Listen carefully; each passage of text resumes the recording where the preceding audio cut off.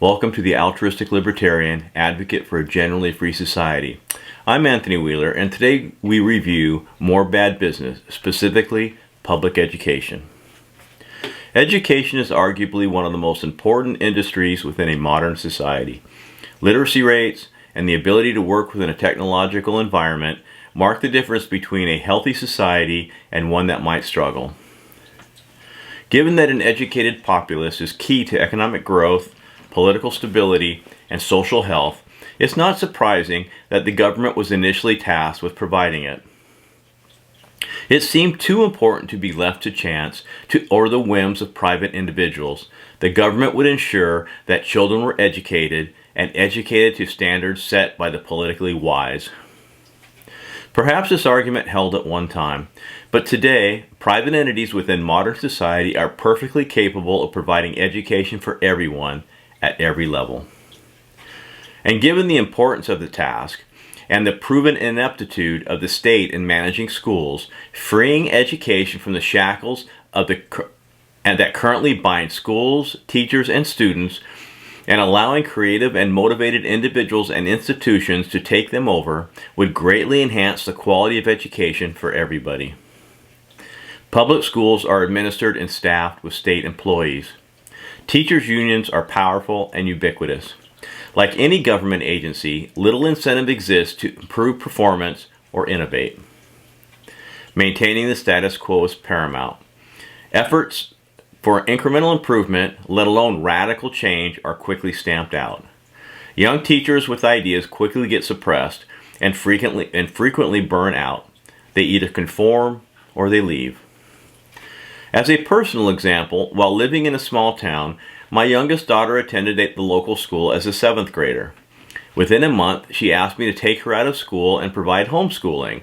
She had been homeschooled in her 3rd grade year.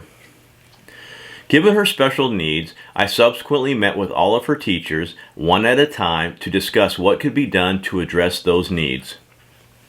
Promises were made, but after 3 months, only one teacher had fulfilled them. At that point, I met with the guidance counselor. He suggested I speak with the principal, which I did. With half the school year left, we devised a plan where my daughter would finish 7th grade and be given an additional material to cover 8th grade, and then she would start the next year in 9th grade. By the end of the year, only one teacher, a first-year idealist science teacher, followed through and provided my daughter 8th grade science every week in one of her study hours. I confirmed with the school that they still intended to enroll my daughter in 9th grade come the following August. At this point, my concern was acute. Either the content of 8th grade was immaterial to her later academic success, or she would be starting 9th grade far behind, given the lack of effort the school had made to bridge the grades. The final decision was made one day when my daughter told me that they were going to see a movie titled Ulysses. When she asked the English teacher why someone would make a movie based on the novel by James Joyce, the teacher didn't understand the question. At that point, I conceded and took my daughter out of that school and homeschooled her for the next 4 years. She obtained her GED, scored in the 99th percentile of the ACT, and graduated near the top of her class from a private university. In the end, the local school didn't have the resources, the incentive, or the creativity to attend to my daughter's needs. Exceptions exist. Pockets of excellence reside within individual institutions and occasionally encompass an entire school. For example, as a local employer, I met several young graduates from the small town school who went on to obtain advanced degrees, so it was possible to acquire a good education from the school I removed my daughter from. As an industry, education should be measured by cost and quality. How much does it cost to educate a student in a particular program? What level of knowledge and skills does the person gain after completing the program? How well are they socialized? By all accounts, public graduates in the United States rank very low among Western countries. For example, and I quote, "In 2015, there were 18 education systems with higher average science literacy scores for 15-year-olds than the United States, 14 with higher reading literacy scores, and 36 with higher mathematics literacy scores." unquote. By any standard, the levels of literacy, math skills, and social knowledge for a large percentage of American teens are embarrassingly low. At the collegiate level, state universities accept large numbers of students unprepared for advanced study. Open enrollment programs don't discriminate. A large percentage never graduate. Quote, only 52.9% of students who enrolled in U.S. colleges and universities in the fall of 2009 completed school within 6 years, according to the National Student Clearinghouse, unquote. Given the artificially low cost of state-owned universities and the low entry standards, far too many people are incented to attend college. Instead of working and contributing to society, students must be supported during their studies, either by family or the state. For those who leverage their college education to contribute at higher levels later in life, engineers, business, science, teaching, the investment, both for themselves and society, justifies the investment. For those who never finish school or are unable to find work commensurate with their degree, the years in college count as mostly wasted. This situation is exacerbated by the graduation of too many people in any given year, creating a supply of overeducated people greater than the demand for their services. This allows companies to require a college degree for entry-level positions, even if advanced education is not necessary. As it stands, owning and operating public universities, subsidizing student costs through low tuition and student loans, creates a surplus of overeducated people. Balance doesn't exist between the value of obtaining higher education and the cost to get it. The explicit cost is borne by the taxpayer, the opportunity cost by society as a whole. State universities are supported by state taxes. As such, there is no correlation between a potential student's demand, how many wish to attend, and capacity in terms of classrooms and staffing. Too much capacity means waste. Too little capacity means a budget crisis. This happened to my eldest daughter. After attending university in 2 years in New York, she moved back to California, intending to transfer to a state university. Unfortunately, due to budget constraints, the local state universities were not accepting out-of-state transfer students, no matter how well qualified.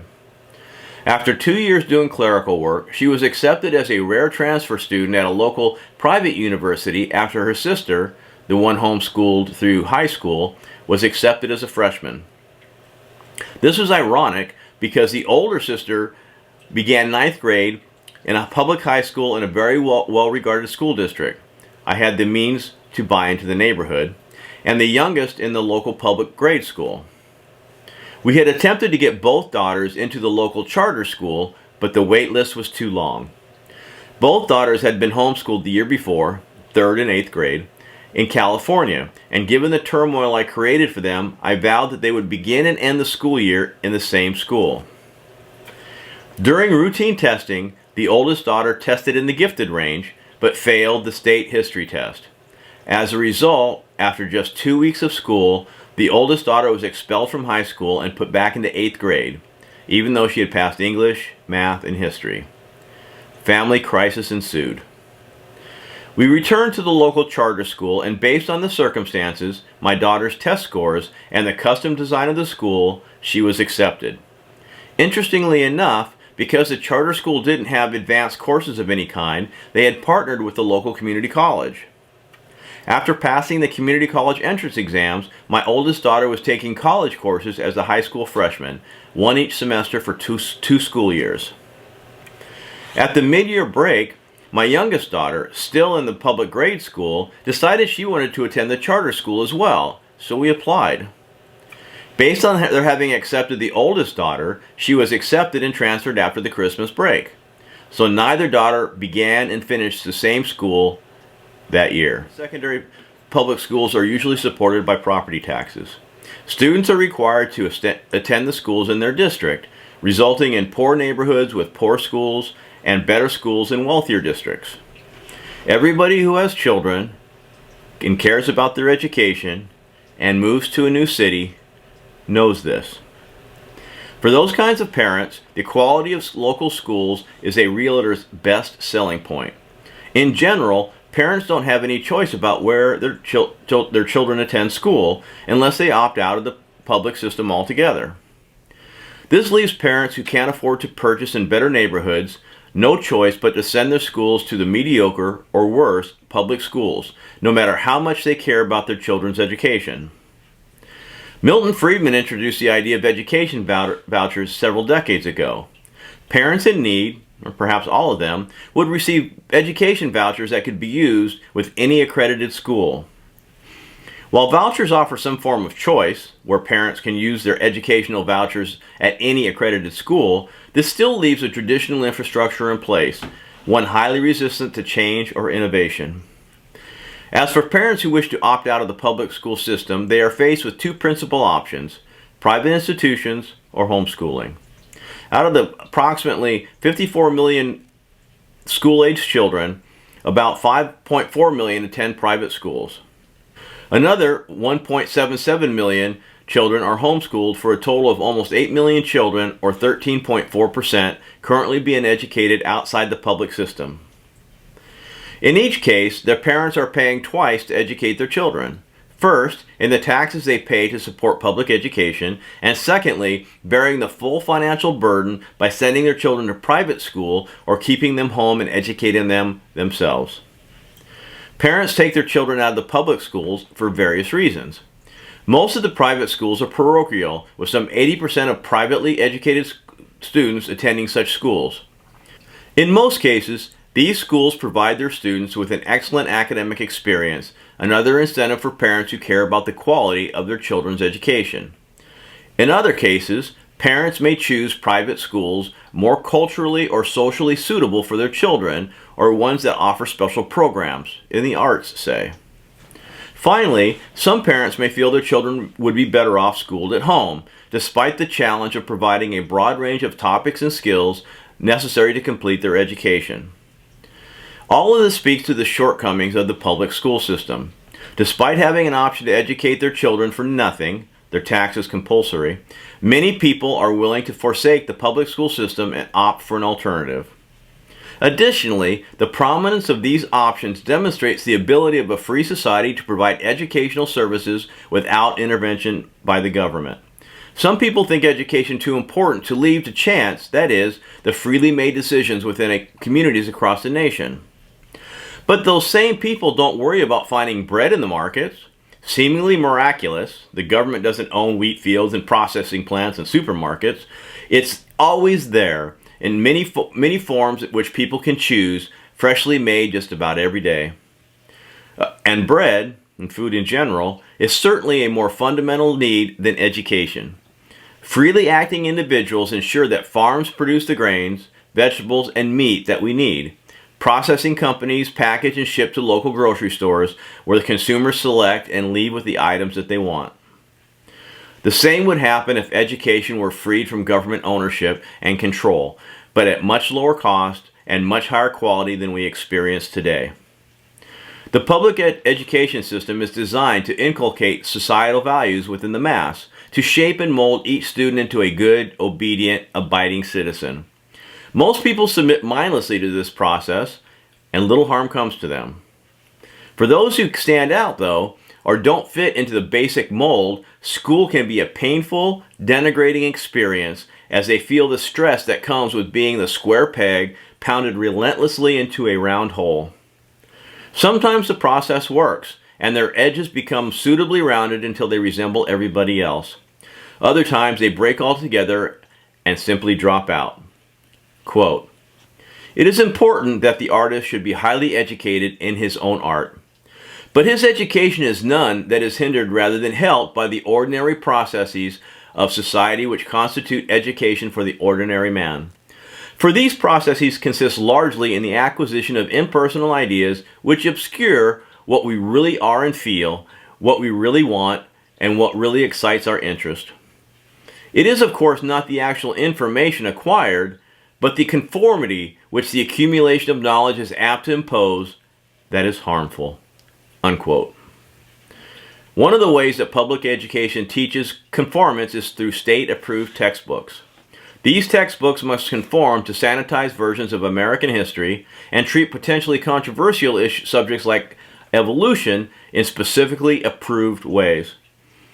Test standards are also quite specific, to the point where teachers are strongly encouraged to focus on getting students to score well. This is referred to as teaching the test. The public education system is mired in mediocrity, or worse.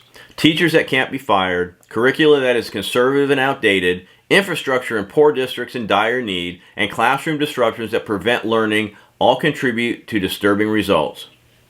Poor average test scores, low literacy levels, some 20% of students failing to graduate high school, and too many college-bound students unprepared for higher education. Aside from the dismal record and the high cost of public education, what is more difficult to discern is what the alternative would be. If the education industry was unshackled from government ownership, what innovations would come about? What myriad of educational options would emerge, and at what cost? With the size of the demand and the state of technology, it's impossible to predict what would evolve, except to note with assurance that an education industry free of government intervention would be dynamic, creative, cost-effective, and diverse. Parents and students would have choices. Those choices would manifest into various options that simply don't exist today. Some would work better than others. Over time, the superior alternatives would gain prominence, given the ubiquity of online feedback so prevalent today. Who purchases anything significant without finding out what others think of it?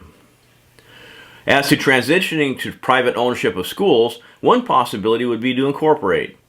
Identify school district assets, buildings, property, vehicles, cash, debt, goodwill, and create a corporation of some kind.